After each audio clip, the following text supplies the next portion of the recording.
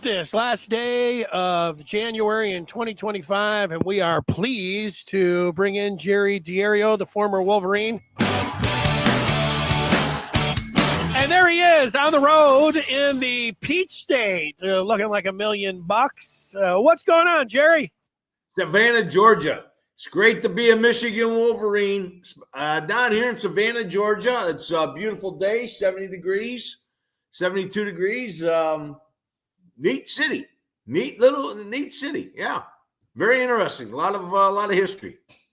I love it. Old buildings, man. A lot of old homes, man. Neat.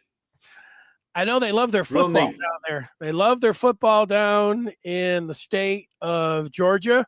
We all have that in common with them up here in the state of Michigan. We love football.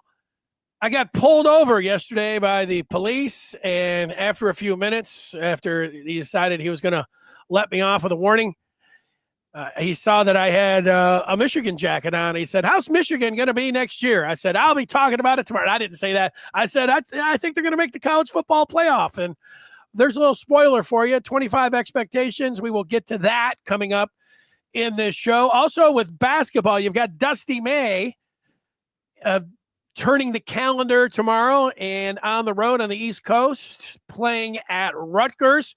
We will look at May and February and how Michigan has things lined up on the hardwood for the maize and blue. But Jerry, you may have seen that Michigan has sent their response, a 137-page response to the NCAA. It was pretty fresh on Wednesday when I was talking about it, and I wanted you to give us your thoughts on Michigan after you talk with people. Again, this is the. You there, Denny? Yeah. Can you hear me? Yeah, you sound great. Okay, well, Denny, here it is. Here's the NCAA, a defeated entity, again trying to be relevant and imposing their will on Michigan, and Michigan's responding. I don't know what the NCAA is trying to accomplish here. I don't know where their goals are, but they're overreaching. They're trying to prosecute something that's irrelevant at this point in time, and it's just a bad look for the NCAA. And if it goes to war, we've got the capability of doing it, I think. I would like a world where I could look at a governing body like the NCAA and say, hey, look, they really have the best interest of the student athlete in mind. They really have the integrity of the game high on their list. But I don't think that. I think that they have been corrupt. They might as well be working for the IOC, the International Olympic Committee. They are always looking for get their palms greased. Whenever it's Mark Emmerick talking about they will never see the day where the athletes are getting paid on his watch or anything else. And it keeps going, whether it's Jim Delaney or Tony Batiti. He's the same way. These guys are all thinking about their bottom line, how much money they can make, how long they can stay relevant, and they're not thinking about the students or the game or the integrity. So if they're not thinking about it, why is Michigan thinking about it? And that's a good place to start with me. Denny, I think you hit the nail right on the head. The NCAA is not they don't care about the student athlete. They don't care about the player. And you can tell by all of their actions. Every action that they've taken was against the player, against the product that is making the money for everybody who's enjoying it, except the player. Listen, I'm hearing people talk about taking victories away. Let me explain something to you, Denny. The first time I ever heard that I was in Europe playing football in Italy, and I couldn't believe that somebody literally had the idea of taking a game away from somebody who actually won it on the field. To me, that it shouldn't even be an option on the table, because we all know what's going to eventually happen. Reggie Bush gets his trophy back. USC was never not recognized as the national champion who beat Oklahoma soundly. Okay, these are things you don't forget. You saw it on film. You saw it on TV. You saw it firsthand. Michigan was the best team in the nation in 23-24 season, the best team in the Big Ten for the last 3 seasons, and they did it with hard work and integrity. Nothing about scouting, because that has been on the table. Let's remember one thing about Connor Stallion. When did he get his start? Where did he get his start? He got his start at a military academy. I mean, if you're looking at anything that's got integrity in college football or college sports, you have to think that the military academies are where it begins. And when the military academies tell Connor Stallion, go out, hone your skills on decoding signals, I think it's legal. So they're actually going after something that's irrelevant. Yeah, the NCAA, they operate to protect their own bottom line. That's what we've seen, and they don't care about the students. That has been, we have witnessed that over and over again. When you go to the other side, you get to the rivals in college football, and I get rivalry stuff, but none of them. I would like to open it up for all of the rivals who are all perfect to walk up to Michigan and cast the first stone at them. That's going to be a very short line. Ohio State can say whatever they want, but we have seen how they have operated down through the years. Michigan State has nothing but crying, and this is the only thing that they have to do, because they were the leaders, and they were the first ones to go unethical way back in the early 70s. So go on, Denny. I'll just keep going on that. No, I'd like and you've taken all the way up to where they're at now with just coming off the heels of Justin Tucker, Mel Tucker, and his antics on the phone and everything. So, please, with anybody from Michigan State, retreating to some moral high ground, go ahead. This is the sport altogether. When you go back, every winning team that we have witnessed, and you can say, well, it's the dirtiest sport in of all of them. College basketball is right behind them, but the NCAA has overlooked, and they have taken part in overlooking the dirtiest sport in all of our lifetimes. It's the greatest sport, but it's the dirtiest. And we want everybody to say, oh, no, you got to be perfect. There's no perfect teams out there. Nobody is perfect. So I think with Michigan in this situation, with what they have to argue, and it's very unpredictable when it comes down to the NCAA. They speak out of both sides of their mouths. So, yeah, I think you understand why some fans would be nervous. I mean, you don't really know what they're going to end up doing, but Michigan will fight this with all the strength that they have. And a lot of this I'm looking at like a game, Jerry. It's it's Michigan versus the NCAA, and Michigan's well equipped, and we'll see how they're going to be able to come out and work their way through it. It's a long, drawn out process that every once in a while pops up and we have to start talking about again. And, I hear people making predictions. I see people looking through everything, and it's tough to predict how it's going to end up playing out. Sorry. Go ahead. Danny, you're breaking up a little bit.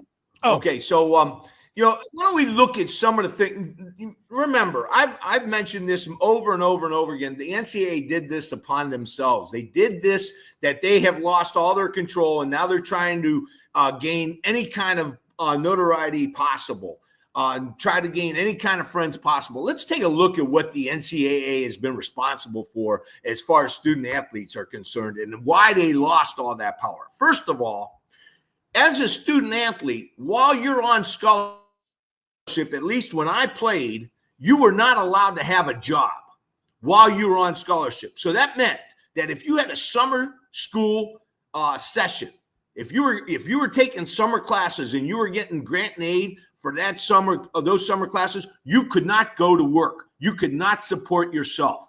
That to me is grotesque. That is absolutely way beyond the pale. The NCAA could have given that away and still had plenty of control. No, what do?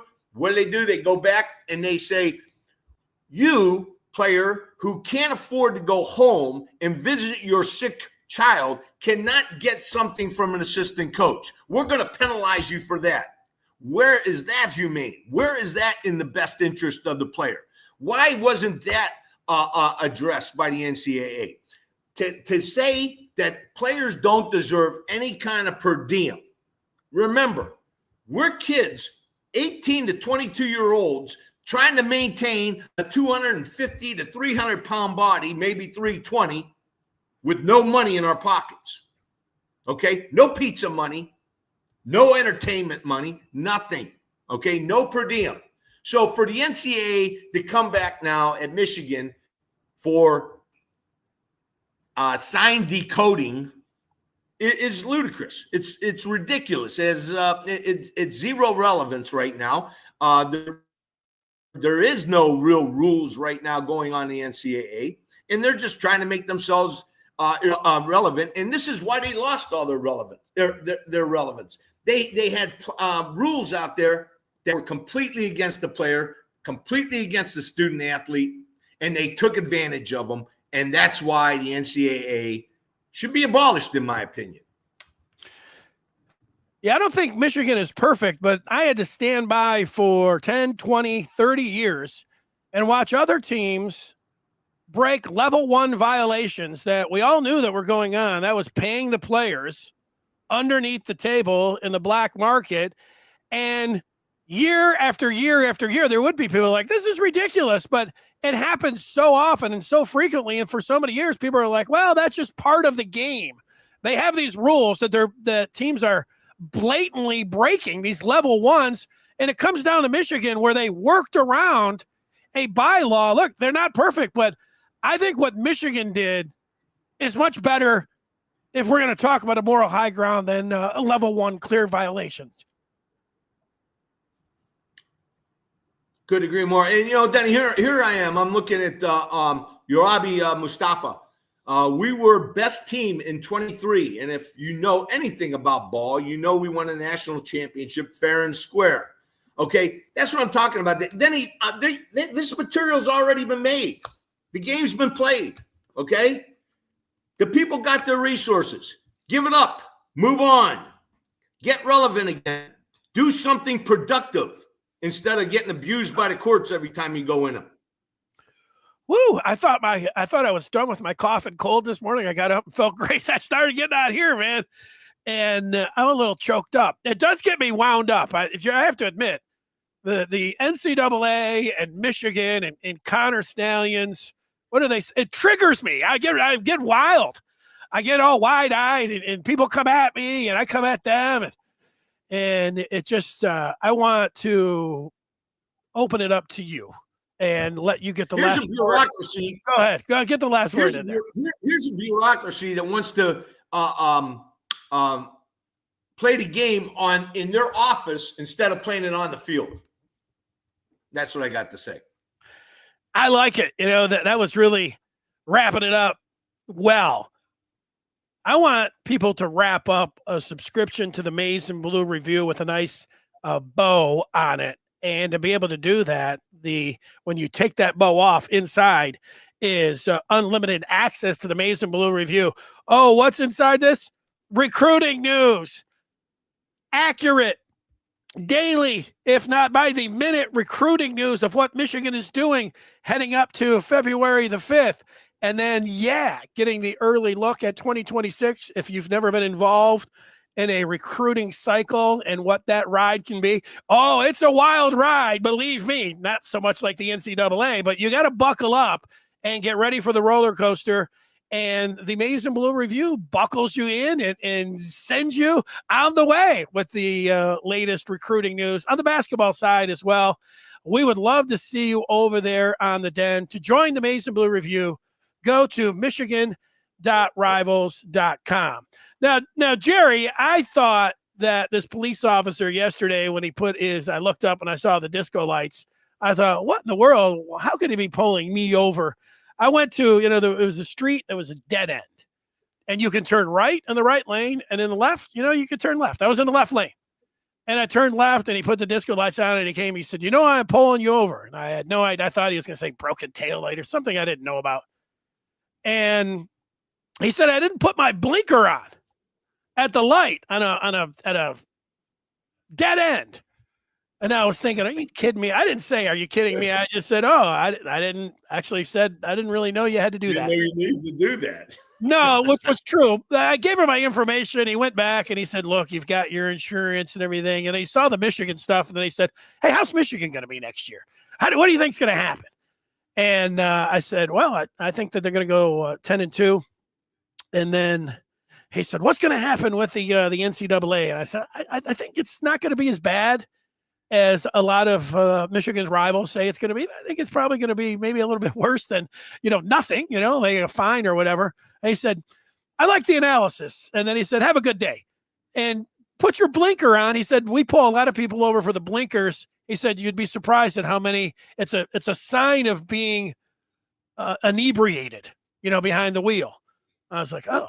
I had just come from sitting in the whirlpool with all this chlorine. My eyes, I think, were bloodshot. I'm thinking he probably was ready to, pull me out of the car. But he said, man, you look fine, though. And I was like, yeah, I'm fine. I'm good. I'm good to go. So, but because the officer wanted to know, it's the question that the two questions that are on everybody's mind. What do you think is going to happen with Michigan in the NCAA?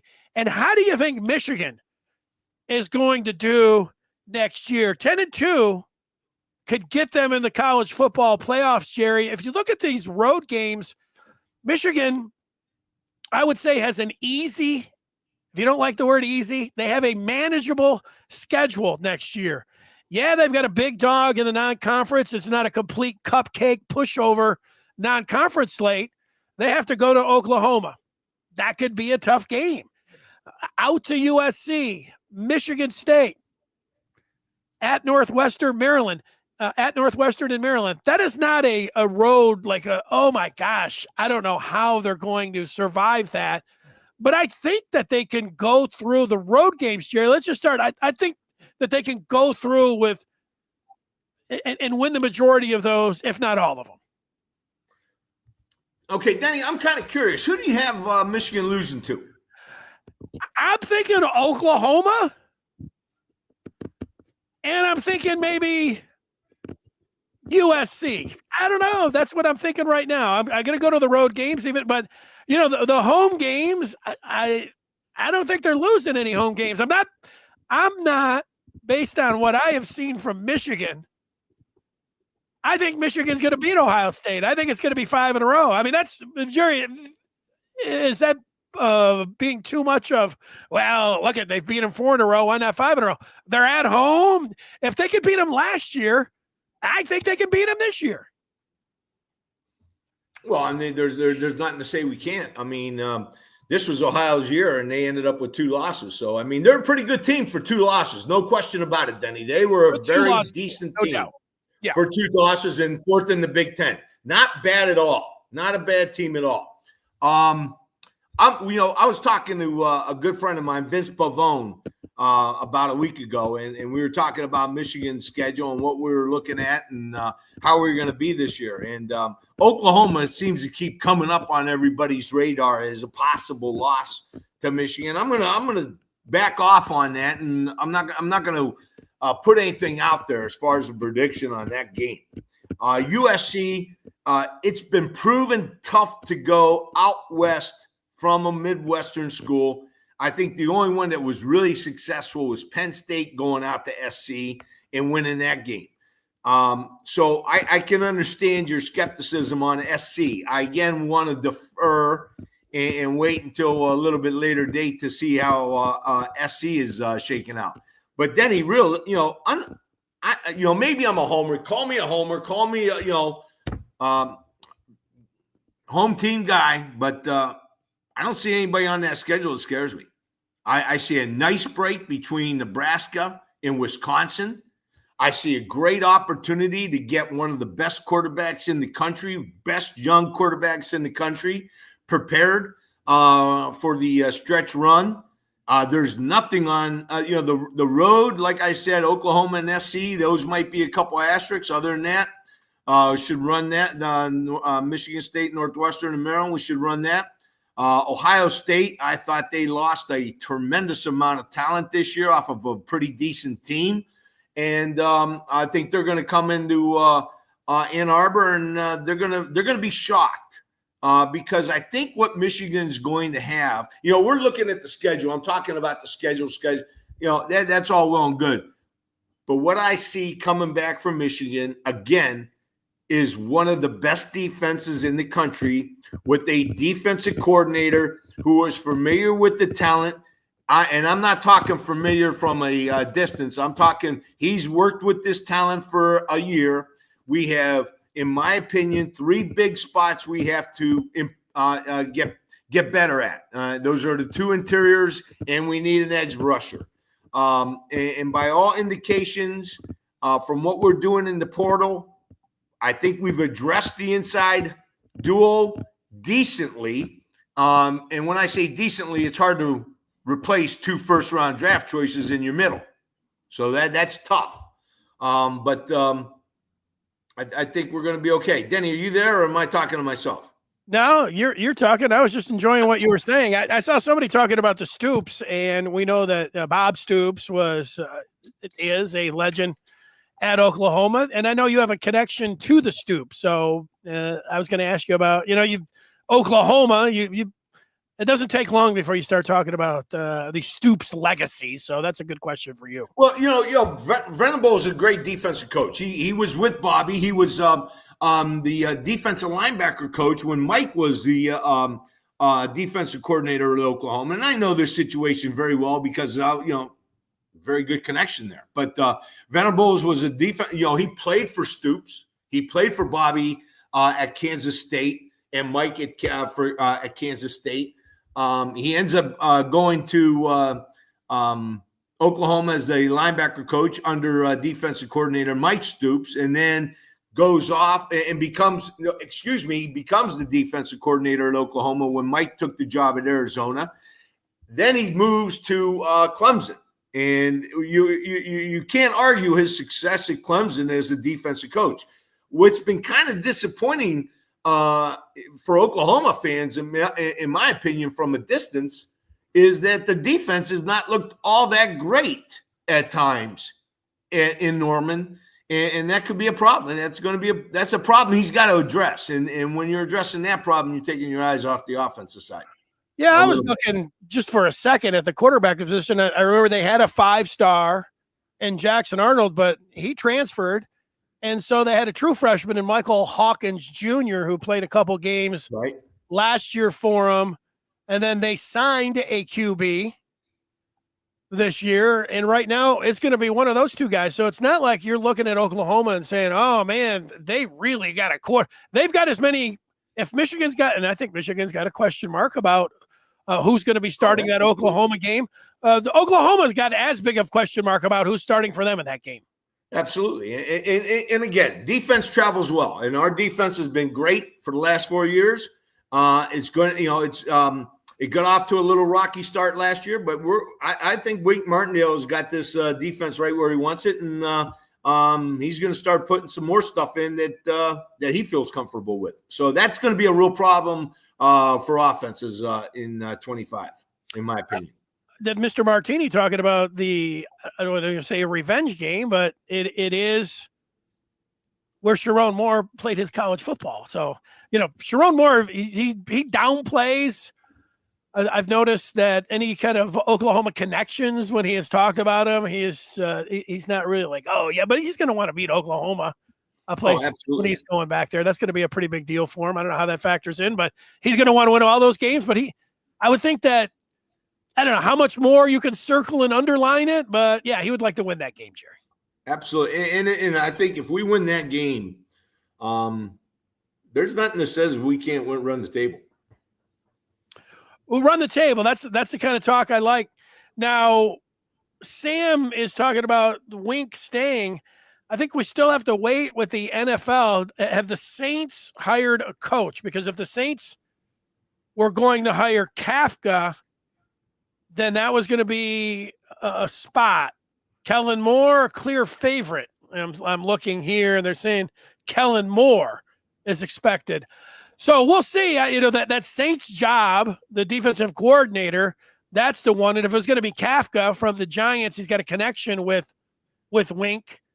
I don't know. Kellen Moore was at the Cowboys, and then where was he at after? Was he in New York? Or he was at the Eagles, I think, maybe. Yep. So I don't know. So we still gotta wait a little, but that's better. Kellen Moore is better than Wink. Yep. Is what we're doing. Yep. No, and our defensive staff is very good, but I'm thinking Wink is staying, and I know he wants to get in the NFL. I'm not saying that. Don't get me wrong. I understand that, but I think Wink will be there in August. Yeah, me with Wink after what he did. If you can get 2 years of Wink, I think you say when Michigan gets to the college football playoff next year, and then he's ready to go to the pros, you say thanks, Wink. Thanks for the 2 years. We're going to root for you. We're all going to be fans of you. If he leaves you now in the NFL, you say, hey, Wink, it was nice while we had you, but wow, 1 year gone. All right, but it's gonna feel a little bit better about if you get 2 years out of him. So that's it. That's all. Not a whole. That's mostly just I think an emotional response from me, and maybe from others. Again, I think Wink at the end of the year was as good as any assistant coach in the country. What he did with the defense, and he was just outstanding at the end of the year. The last 4 or 5 games, I don't think there's any better assistant coach in the country than Wink Martindale. I like it. We'll take some questions, even from a troll guy that's on the feedback coming up. But we wanted to talk some basketball. This is the last day of January. We've got Dusty May taking his basketball team into Piscataway, New Jersey. I don't think they're playing at the Garden, but taking them out to the East Coast, and they will take on Rutgers tomorrow. And if you look for Michigan, you can look at a lot of different ways. They have 11 games remaining. And if you can get to 19 and then think you could win one of the Big Ten tournament, that's a magic number of getting into, at least how I'm looking at it here. I know there's net and quad ones and Jerry Palm and Ken Palm and all the different statistics. And I like all of those things. But if you want a real easy one, get to 19 out of these 11 games. That means you only have to win 4 of them. And then win in the Big Ten tournament, and you're looking like you're going to be in. But Michigan, I think they want more than just, getting in. I think, thinking about a seed, and I think we will know if they're just going to try to get in or if they're going to try to get in and do something with these next 6 games. And, Jerry, I think they just need to win 3 of these games. But if you're like me and you think, hey, 3 out of 6 is going to be pretty good considering they've got number 16 Oregon, number 10 Purdue.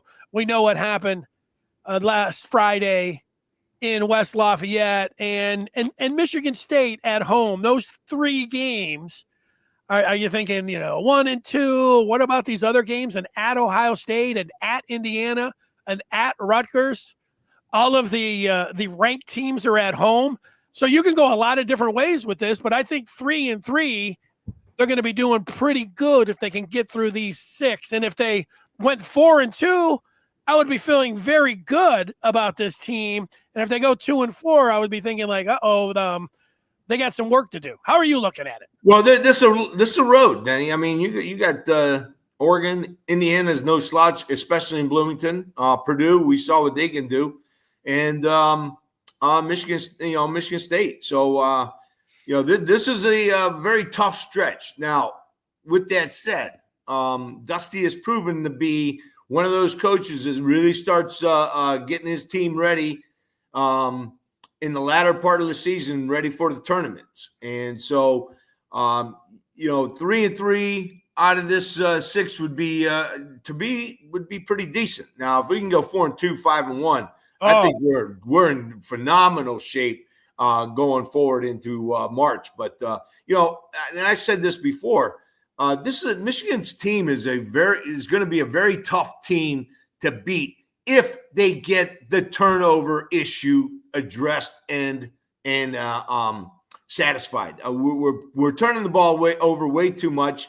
Is that part of Dusty's? We want to get movement. We want to move the ball around, and that's going to happen, kind of thing. I don't know. I think Dusty's going to. I think Coach May's going to address this, and if we can start controlling our offense and not turning the ball over like we are, we're going to be a tough out. Those 2 7-footers down low are tough to beat. They give you all kinds of matchup issues, but we've got to start controlling the ball better. We've got to start taking care of the ball better. Yeah, in my opinion. Yeah, I think you're right. I would like to see Danny Wolf in these 6 games. And we're going to know a lot about this team.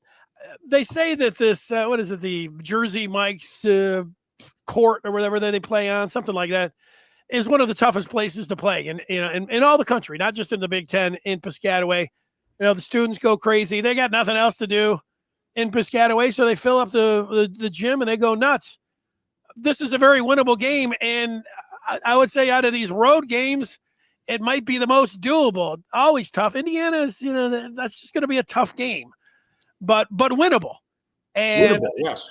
And I'm thinking Michigan State. I'm thinking split, and this game's at home, so I'm thinking about a win there. I'm thinking winning at Rutgers, winning at Indiana, and beating Michigan State. And then, okay, let's see what Michigan went out to UCLA and beat the Bruins. Oregon lost by 26 last night. So Oregon's at 16, but if you look, these teams that are ranked, and certainly ones that are ranked from like 15 to 25, when they go on the road, that you look at the Vegas numbers, they're all pretty big underdogs. Just like Illinois last night. They went to Nebraska, and I'm thinking, that's going to be no, it's not going to be easy for them. So on the road in the Big Ten, having said that, I just talking about a dub here and a dub in Bloomington and then getting one against Michigan State. Hey, if you flipped it around and said, no, they'll beat Oregon, Purdue, and at Ohio State. All right, 3-3, it's tough to make the predictions. But, the Big Ten is loaded in every sport anymore. With all these teams, with all these additions, you've got a lot of competition. Remember, Ohio just won a national championship, being 4th in the Big Ten. So there's a lot of closeness in these talent pools in these teams. So anything can happen. Sam, talking basketball before we look at a couple on the feedback. And if you have any questions, if there's something you would like us to talk about, go ahead and put that in the feedback. Sam says he does not think the turnovers can be cleaned up. It looks habitual. It would have and should have been cleaned up by now. Jerry, you're a coach. I know that I've listened to Dusty talk about how to get better turning it over. I think that they want to get a lot of possessions. You get the more possessions you get, if you're just looking at it like on the computers and on the stat sheet, the more possessions you get, the more shots you're getting up, the more chances you have at the ball going in. But they play sped up. They're playing like sometimes I know I don't do it myself, but some people listen to podcasts and they listen to it on a 1.5 and people are talking like, they're going, super fast. And they say, well, I can listen to twice as many podcasts or 1.5 times. It looks like they're playing fast. And I think that's what it is. They get it. And, they know they got to get rid of it. They know they got to get going. And that's what has led to just the turnovers. But that's what I'm against Penn State. Go ahead. And I think that's what Sam is kind of alluding to, and what I'm kind of alluding to. If we can get the turnovers controlled, and I think he makes a good point. This should have been better by now, since the beginning of the season. We should not be experiencing these type of numbers on turnovers if we're seriously addressing. And me, I supported Dusty May right from Jump Street. I suggested that I thought he was the best candidate of those 10, if we remember correctly, and I still do. I think Dusty May is going to put us in the Final Four and someday, and we're going to be in the Final Four someday, and he's going to be the coach on that bench. I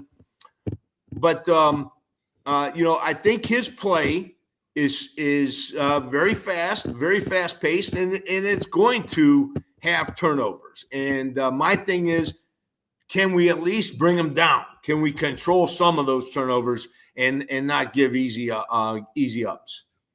Yep. All right. Well, the question, that people have gone back to, we have one who wants to talk about the NCAA, and he's going after Michigan. He says, and he's going to the higher ground, and he says Michigan always claims to be on the straight and narrow.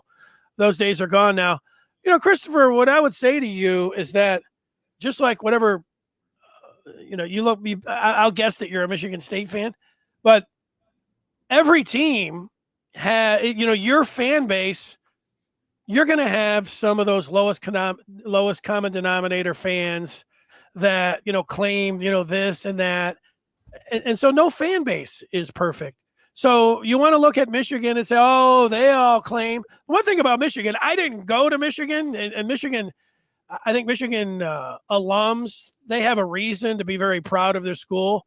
But one thing that I do know about Michigan is that when I was in high school, the 2 or 3 kids that were able to get into Michigan, their grades were they're perfect. It's very hard to get into Michigan. So having this where you say when Michigan looks down, it's, scholastically, it's a tough school to get into. So, no, they're not perfect, but when it comes to their academics, they're pretty good. So I've always looked at it like that, Christopher. And, you're playing the rivalry game. You're sad because Michigan beats your team, whoever you're a fan of, whether it's Michigan State or Ohio State. And this is just rivalry stuff. So we don't really care.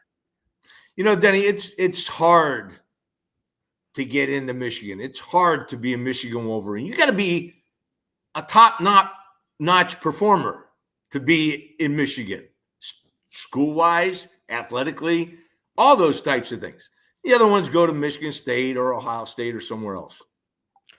Yeah, and Christopher, I would like you to go to the front of the line, like in the New Testament, when they're going to take this lady that's sitting in the middle in this pit, and they're going to throw rocks at her, and they're going to kill her.